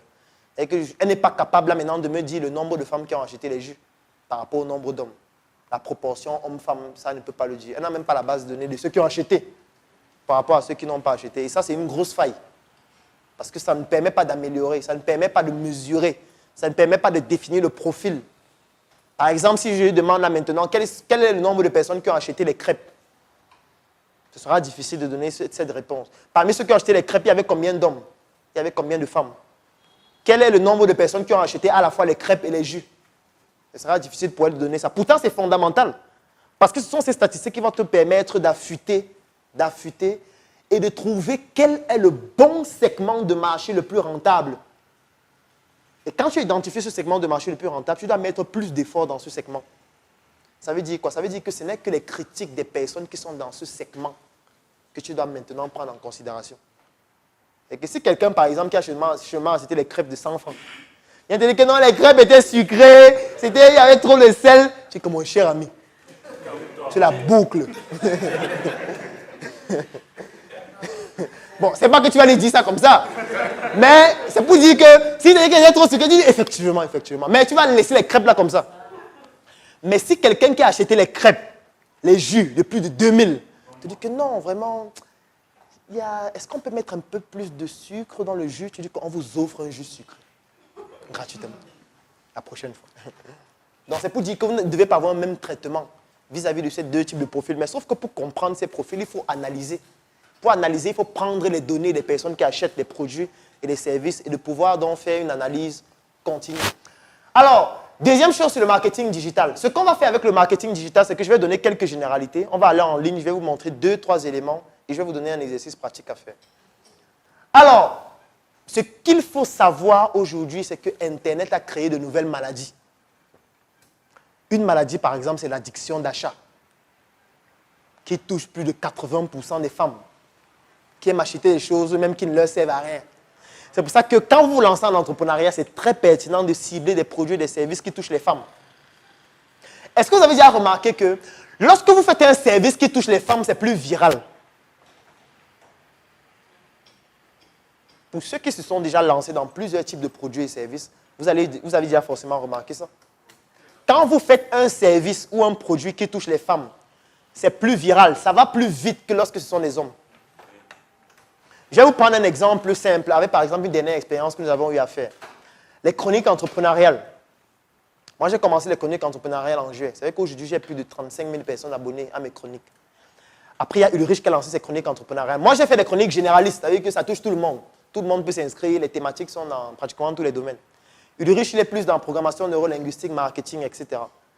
Mais on a décidé de faire une expérience maintenant, c'est de faire en sorte qu'on prenne quelqu'un qui va se spécialiser dans un seul segment. Et cette personne, c'était Nancy qui fait dans les chroniques capillaires. Ça veut dire uniquement pour les cheveux, et principalement des femmes. Et aujourd'hui, elle a 10 000 personnes abonnées à ses chroniques en moins d'un mois. Oui. 10 000 personnes. Plus de aujourd'hui, peut-être c'était à 11 500. Je veux dire que, et ce n'est que les femmes. Je ne sais pas si vous imaginez, 11 000 femmes qui sont abonnées juste pour voir les trucs des cheveux. Juste pour voir comment les cheveux, ça se passe avec les cheveux. En moins d'un mois. Ils sont toujours là, bien sûr. Bien, c'est toujours les mêmes personnes, oui, et ça va croissant très vite, ça va plus vite que chez moi. Et c'est même impressionnant. Parce qu'il y a un truc, c'est quoi? C'est que lorsqu'on regarde une vidéo en ligne, il y a un calcul qu'on fait toujours, c'est le nombre de personnes qui ont commencé à regarder et ceux qui ont regardé les dernières jusqu'à la fin. En fait, ceux qui ont regardé la vidéo jusqu'à la fin. Parce que ce qu'il faut savoir, c'est que quand vous voyez une vidéo en ligne, on met 200 000 vues. Ce n'est pas que c'est les gens qui ont regardé jusqu'à la fin. Hein. Il y a des gens qui regardent 15 secondes après, ils arrêtent. Peut-être parce que la connexion dérange, peut-être parce que ça ne les intéresse plus. D'autres vont avancer, ils suivent seulement une partie, après ils arrêtent. Donc il y a très peu de personnes qui regardent du début jusqu'à la fin. Chez elles, on est en train de faire un calcul statistique. On s'est rendu compte que les femmes regardent beaucoup plus du début jusqu'à la fin que les hommes. Beaucoup plus. Et que le taux de perte est peut-être seulement de 7%. Et que tu vas avoir peut-être quelqu'un, les gens qui ont commencé à regarder les statuts, ils étaient peut-être 4000. Et dans la dernière vidéo, tu vas te rendre compte que qui ont regardé jusqu'à la dernière vidéo. Avec les hommes, parfois il y a une fracture de 50%, parfois 67%. Et c'est exceptionnel. C'est pour ça que les femmes, c'est intéressant en entrepreneuriat. Alors, donc ça, c'est le marketing Internet. Alors, comment est-ce que fonctionne Facebook? Je pense que je l'ai déjà expliqué plusieurs fois. Facebook, son business model est simple. Quand vous venez créer votre compte, vous donnez vos informations personnelles, comme votre nom, comme votre date de naissance, comme votre géolocalisation que vous donnez gratuitement, comme toutes vos informations personnelles. Je suis médecin, je suis architecte, je suis ingénieur, etc. Et toutes ces informations que vous donnez à Facebook, en fait, Facebook va les vendre à des entreprises et à des personnes qui ont besoin de cibler les centres d'intérêt que vous avez pu présenter en ligne. Voilà comment est-ce qu'ils gagnent de l'argent. Et c'est pour ça que c'est gratuit. Alors, donc, on va faire un petit test en ligne, mais avant le test, je vous présente d'abord comment monter sa stratégie marketing sur Internet de façon théorique avec ce qu'on appelle le tunnel de vente. Alors, il y a 5 techniques principalement. La première technique, c'est de définir la cible. Toujours avec le SCP. Ce n'est pas parce que vous êtes en ligne que vous allez commencer à dire qu'il cible tout le monde. Il n'y a aucun produit et aucun service qui cible tout le monde. Donc, même quand on est en ligne, il faut segmenter, cibler et trouver un segment. L'avantage que vous avez, c'est qu'avec la communication digitale, c'est très facile de cibler des segments avec ce qu'on appelle des sponsorisations et la plateforme de Facebook Ads. Ça, c'est la première chose. La deuxième chose, c'est de définir l'objectif qu'on veut atteindre avec sa stratégie. Et un élément important dans l'objectif, c'est que ça doit être quantifiable. Quantifiable, ça veut dire qu'on doit être capable de mesurer si vous êtes en train d'atteindre cet objectif ou pas. Un exemple, par exemple, d'objectif quantifiable, c'est le nombre de prospects. Vous pouvez décider de dire que, OK, on a par exemple fait sa publication tout à l'heure. Mais le problème avec sa publication, c'est quoi? C'est qu'il manque un lien. À la fin de sa publication et désormais dans les prochaines publications, il faut qu'on ait un lien. Parce qu'il faut qu'on puisse recueillir les informations de ceux qui ont été intéressés. Parce que là, maintenant, tu n'as pas ces informations. Tu n'as que les informations de ceux qui t'ont contacté. Et si tu vas avoir l'information des autres, tu seras obligé d'aller les écrire, peut-être ils ne seront pas connectés, etc. Donc, il faut qu'on ait un lien où les gens qui sont intéressés peuvent remplir ce lien et ils vont donc laisser leurs informations, comme leur nom, comme leur ville, comme le type de produit qui les intéresse. Et là, ils vont donc devenir des prospects. À la fin, peut-être de la première journée, on peut avoir 5 prospects. Deuxième journée, on a peut-être 15 prospects. Là, c'est mesurable. Tu peux maintenant te fixer l'objectif qu'il faudrait que chaque jour, je puisse avoir 20 prospects, 30 prospects. Après, la deuxième étape sera de faire quoi? De convertir les prospects en clients. C'est ça qu'on appelle maintenant d'obtenir un certain taux de conversion des prospects qui deviennent des clients. C'est-à-dire que s'il y a 10 personnes qui te contactent et qui sont intéressées et que tu as réussi à convertir 5 qui achètent le produit, on dira que tu as un taux de conversion de 50%. Ça veut dire que sur 10 personnes qui sont intéressées, il y a 5 qui achètent. Ce qui est un taux de conversion de 50%. Alors, la troisième chose, ce sont les indicateurs de performance. Les indicateurs, c'est quoi, par exemple? C'est par exemple l'audience. C'est par exemple le nombre de personnes qui ont été touchées par la publication qu'on a vue tout à l'heure. J'ai fait une publication, il y a eu 15 000 personnes qui ont été touchées en 24 heures. Il y a par exemple eu tel nombre de mentions like, tel nombre de partages, tel nombre de commentaires. Ça, c'est ce qu'on appelle les indicateurs de performance. J'ai fait une publication, j'ai eu 2 appels. J'ai fait une publication, j'ai eu 5 messages sur WhatsApp. Ça, ce sont les indicateurs de performance qui peuvent permettre de savoir quelle est la publication la plus performante. Parce qu'il y a par exemple une qui a généré par exemple un volume d'appels plus important qu'une autre. Quatrième chose, c'est intégrer votre stratégie dans le tunnel de vente. Ce qu'il faut savoir, c'est que le marketing digital ne doit pas être totalement différent ou alors en déphasage avec le marketing opérationnel sur le terrain. Le marketing digital est un complément de ce que vous faites déjà sur le terrain. Sauf si vous n'êtes pas sur le terrain et que c'est donc votre seule stratégie sur laquelle il faut avoir une attention de 100%. C'est pour ça qu'il ne faut jamais déléguer, surtout au début, votre marketing digital. Il faut le faire vous-même. Parce que vous allez prendre quelqu'un qui est peut-être un community manager, qui a juste des notions de base, qui va venir communiquer comme si c'était la communication alors que vous voulez vendre. Parce que le community manager, ce n'est pas un vendeur. C'est quelqu'un qui va dire que non, c'est une entreprise qui fait dans ceci, nous faisons dans cela.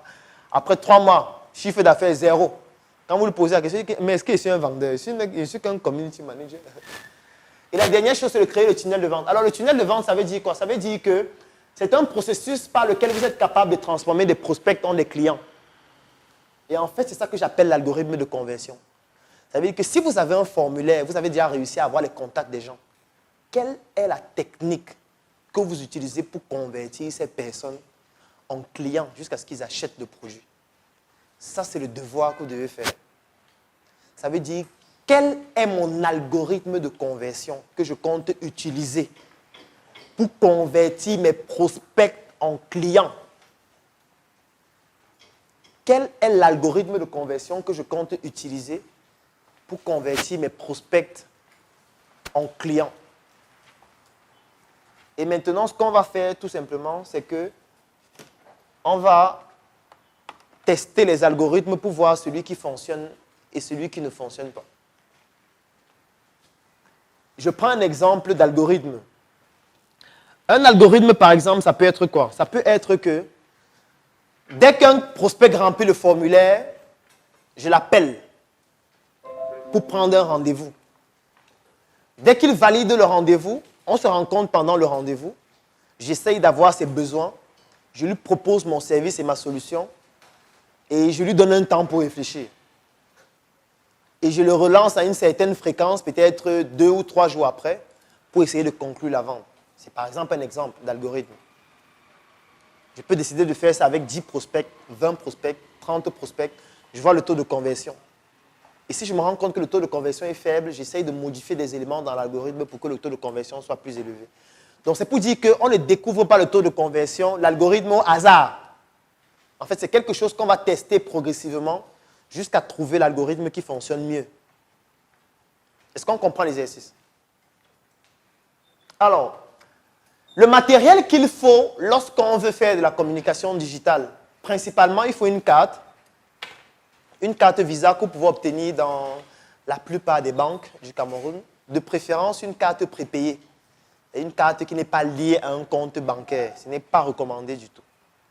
En général, les cartes coûtent 10 000 francs. Dans certaines banques, c'est même gratuit, ou 5 000, ça dépend. Alors, il faut un smartphone, bien évidemment. Je suppose que la plupart d'entre vous, si vous êtes dans le groupe, c'est que vous avez un smartphone. Et il faut votre cerveau. Et j'ai mis ça en rouge. La logique.pdf. Il faut la logique.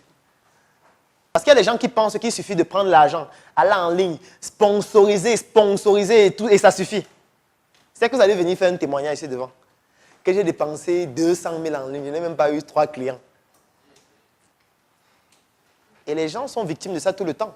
Parce qu'ils se disent que, bon, comme en ligne, il y a 8 millions de personnes, ou 6 millions, je vais cibler 6 millions. Si sur les 6 millions, là, j'ai même seulement 1 million de clients, ou même 100 000 clients, j'étais où?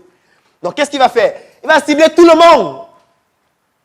Et au final, aucun résultat. Parce qu'on ne respecte pas la segmentation, le ciblage, le positionnement.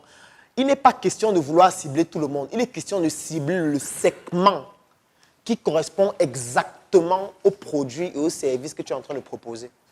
Et l'avantage qu'on a, c'est qu'en ligne, c'est possible de très facilement cibler ce segment-là. Alors, donc ça, c'est au niveau du matériel. Au niveau des logiciels maintenant, il y a par exemple Google Forms. C'est une plateforme que vous allez régulièrement utiliser si vous n'avez pas de site Internet. C'est une plateforme qui permet de créer des formulaires. On va voir ça dans le module 7. On va faire un exercice pratique dessus. Il y a Google Sheet que vous avez déjà, avec lequel vous faites le reporting financier pour ceux qui font. Il y a Camo. Camo, c'est une plateforme qui permet d'envoyer des SMS professionnels en ligne. Alors, WhatsApp, bon, je ne vais pas revenir sur l'importance de WhatsApp, machin. Donc, WhatsApp, c'est aussi très important. La publicité Facebook, je vais vous faire un tout petit exemple rapide tout à l'heure sur le Facebook Ads avec l'application Page Manager. C'est l'application de Facebook qui permet de gérer les pages. Je pense que vous connaissez cette application. Il y a l'application Publicité Facebook aussi qui permet de gérer les campagnes publicitaires. C'est une application assez intéressante. Photogrid, c'est une application qui permet de pouvoir faire de tout petits montages. Pour ceux qui n'ont pas les compétences très pointues en infographie, par exemple, pour mettre un numéro de téléphone sur une photo, ou par exemple, jumeler des photos de vos prestations pour présenter un client. Ça, c'est à ça que c'est Photogrid. Et beaucoup d'autres applications de ce type-là.